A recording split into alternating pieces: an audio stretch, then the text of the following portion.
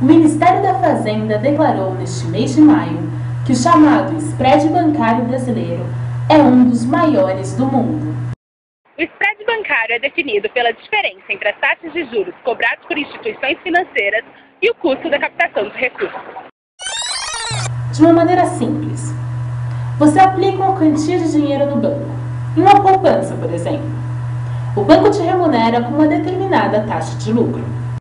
Mas, se você pega um empréstimo do banco, a taxa de juros cobrada a você é maior. Ou seja, você empresta uma quantia ao banco.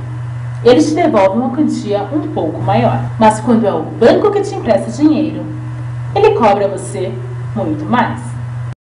Conversamos com o economista Marco Vinícius Valim para entender melhor o que é spread bancário e por que ele é tão alto no nosso país. Em termos simples, o spread bancário seria como o lucro do banco, mais ou menos. Ele tem um certo custo para captar o dinheiro e ele empresta a um juros maior do que os juros que ele capta. Essa diferença entre juros é o spread bancário. Seria como uma loja de roupa que compra uma camiseta a, vamos supor, R$10 e vende a 30, esses R$20 de diferença seriam o spread.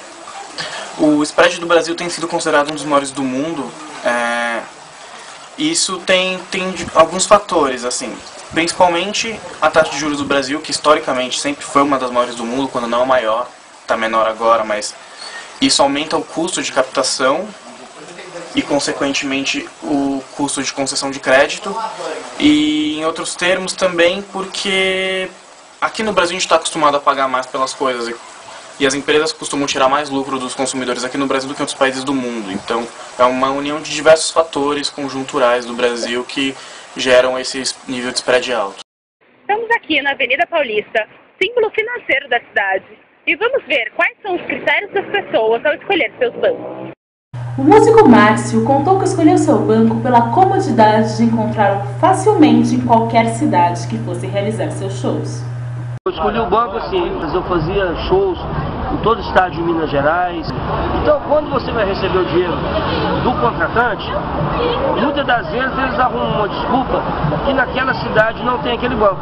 Comodidades. Marcos Antônio de Araújo, funcionário público, acabou abrindo conta no banco exigido por seu emprego. Comodidade do trabalho.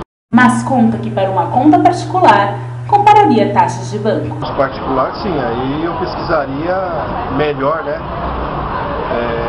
sobre valores, comodidade, entrega de talão de cheques, taxas, né, geralmente.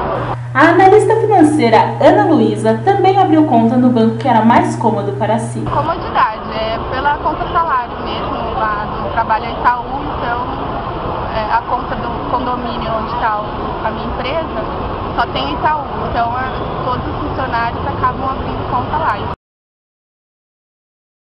Olha, o que influencia o spread para aumentar ou para diminuir são basicamente os mesmos fatores. Você pode ter políticas de incentivo governamentais ou exatamente o oposto, o que dificulta a concessão de crédito, nesse caso aumenta o spread do banco, fatores de risco, basicamente qualquer coisa conjuntural ou de política governamental que influencia taxas de juro ou a estabilidade da economia. Os bancos, eles alegam que os spreads são muito altos por causa da inadimplência. E isso faz sentido, porque a partir do momento que você tem inadimplência, você tem riscos e juros nada mais é do que uma tentativa de medir esse tipo de risco. Então, quanto maior a chance de você não ter esse dinheiro de volta, maior o retorno que você vai exigir. Por outro lado, existe muito a teoria de que a inadimplência é alta justamente porque o spread é alto. Então, se você quiser diminuir a inadimplência, há quem argumente que as taxas de juros dos bancos deveriam ser menores, porque se você cobra taxas muito altas, você não tem como pagar. Se as taxas fossem menores, seria mais fácil. Diminuir o spread facilita a concessão de crédito, facilita o acesso dos consumidores a esse crédito e, consequentemente, acelera a economia. Isso em questão de benefícios. Claro que tem o lado ruim, que de repente você pode acelerar demais, gerar algum tipo de inflação, mas em termos benéficos, a diminuição do spread garante mais concessão de crédito e aquecimento da economia. Outro fator que ajuda a manter as taxas bancárias elevadas é a aceitação do consumidor em recorrer a esses empréstimos com altas taxas de juros. Assim, pesquisar em diversas instituições bancárias antes de abrir uma conta seria uma boa maneira de combater essas altas taxas. Geralmente as pessoas não veem as coisas,